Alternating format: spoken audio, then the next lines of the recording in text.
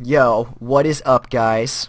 Welcome to this video. It's-a me, Mario! Okay, today we're going to be looking at something called Intrinio, because I want to try it out, and it's a really cool service for, it has a whole bunch of awesome financial information, and an API with endpoints to get all of it, and we're also going to be using Elixir, to make requests, so that's always fun. Okay, so this is Intrinio, and basically if you go to the homepage, you'll see that they've got all kinds of just really cheap and actually really good financial data. So let's go back to this page. They've got even real-time stock prices, stock quotes, which is amazing, and I think it's pretty cheap. I think you can even get a free trial, but it's under $100. But anyway, you can do all kinds of stuff for free, so that's what we're gonna do. Now, we're just going to do something really basic just to test it out. And basically, well, I'm hoping you have a little bit of, knowledge of this subject. But if not, then let's just explain some basic things, okay? So, we're going to be doing a super elementary way to essentially pick a stock that you can maybe look into later. So this is the first step into seeing if you're going to invest in this company, if it's worth investigating more, or if you should just move on to the next one. Now, this strategy works best, actually, I'm going to say it works only for stable companies that are, they've got a proven business model, and they've got responsible leadership.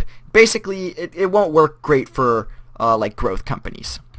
And what we're going to do is we're going to try to use this so that we can later pick stocks that we want to find that are undervalued, that are worth more than what they're currently listed for on the stock market. Okay, so we're going to be using some financial terms. They're not scary. They look scary, but we're going to be using the P/E ratio, and we're going to be using the price to book value.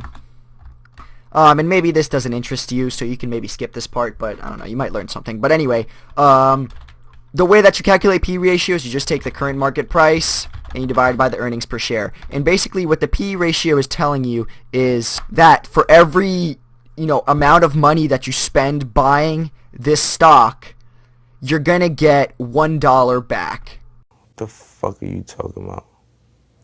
What are you talking about? So, whatever in a certain amount of time, in a year. So whatever your P/E ratio is, if you spend that amount of dollars buying this stock, you're going to get $1 in a year. So really you want a low P/E ratio, ideally, because that means you spend less to make $1. Okay, the other number we're going to be using is the price to book value, which is a ratio that is calculated by taking the current market price and dividing it by book value.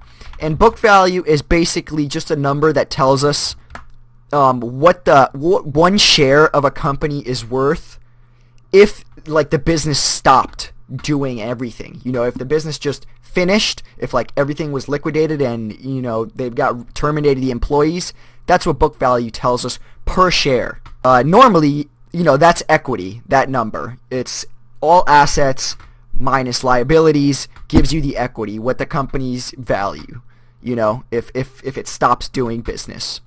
Now, book value is equity per share, and price to book value, which is this number that we're going to use, is price divided by book value, which tells us how much we gotta spend to get $1 in book value.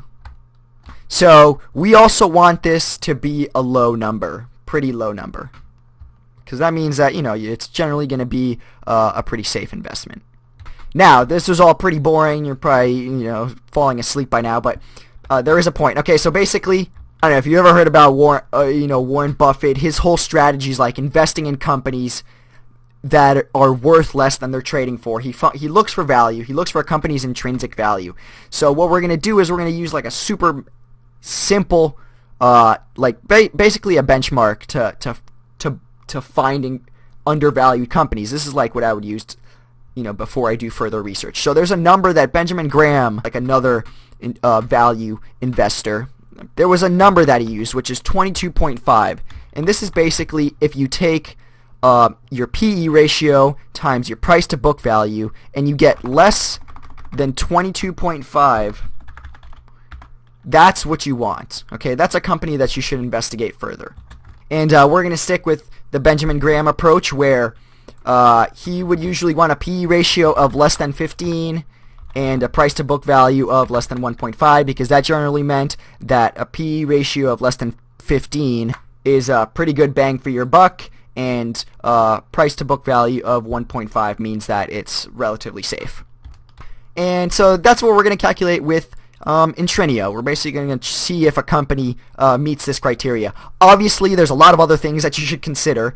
This is literally like the bare bones you can do to see if you want to waste your time looking into this company. Then you got to look into if they have, good, responsible leaders, and like if they manage their debt well, etc. So, all right, we're done with this boring stuff. Let's get started.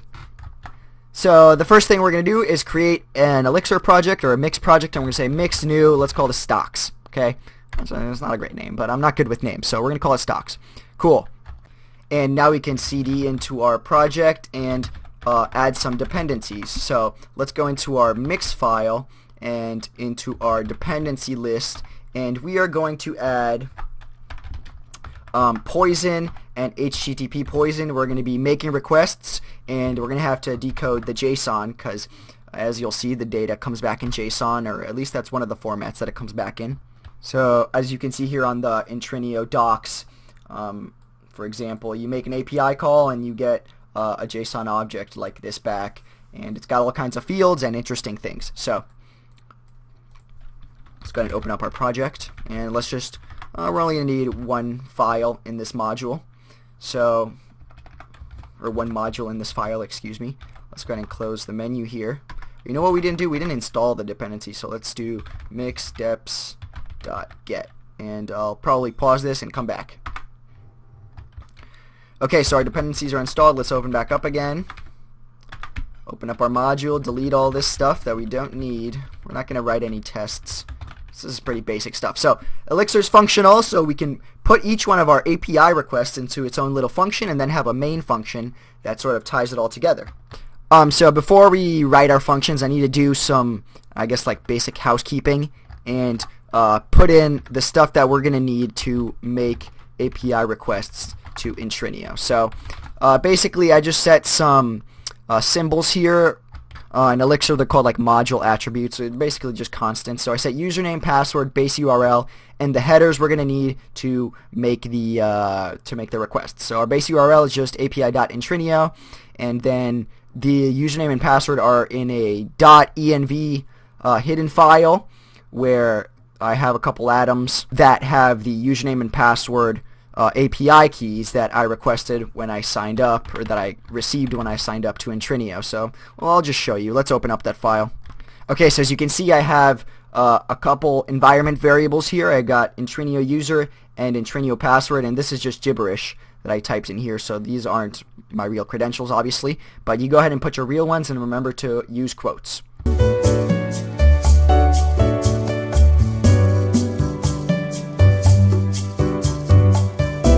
Okay, so what are we going to do? Let's write some pseudocode here. We're going to say, first we're going to get the price to book value.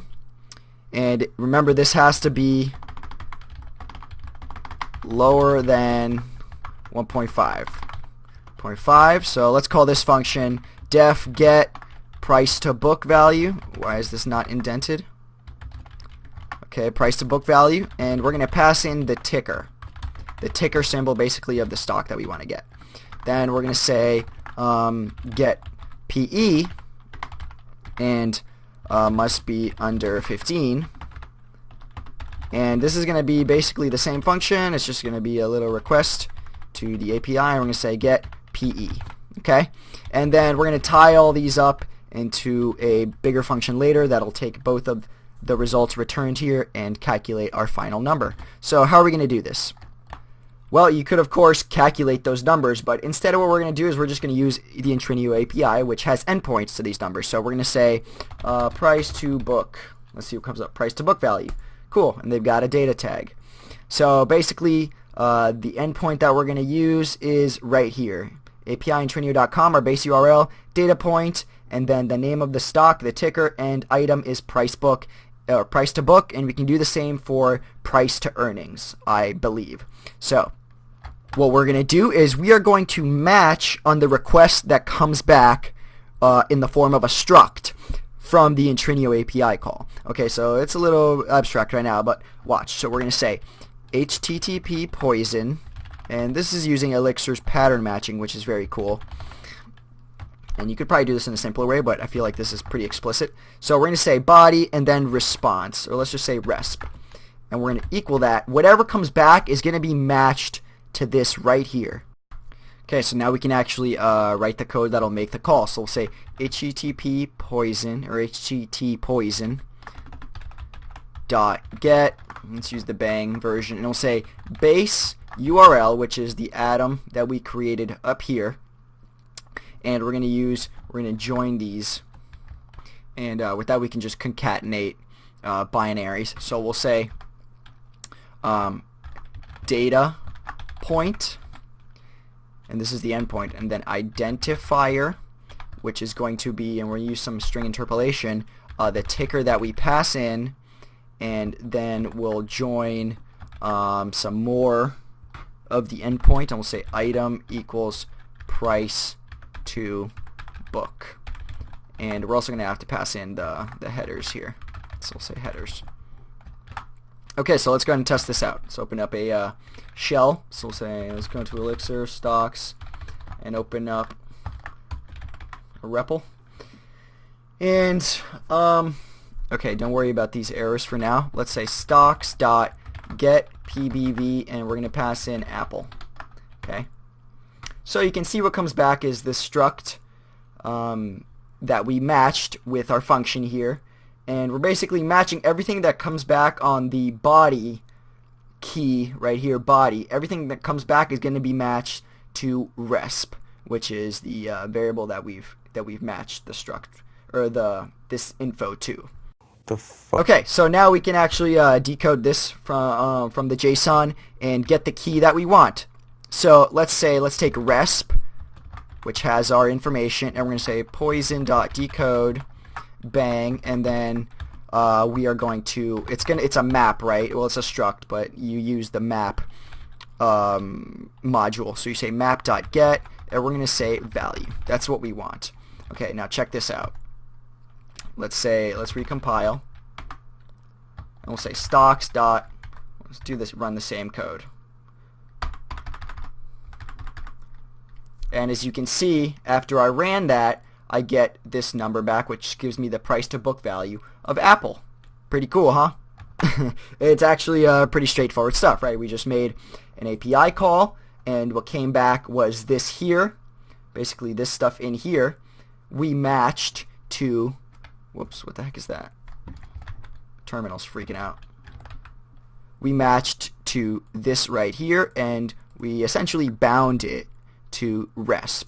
Okay, so now we can use resp and decode the JSON and get the value key, which, if we look back up here, has the number that we want.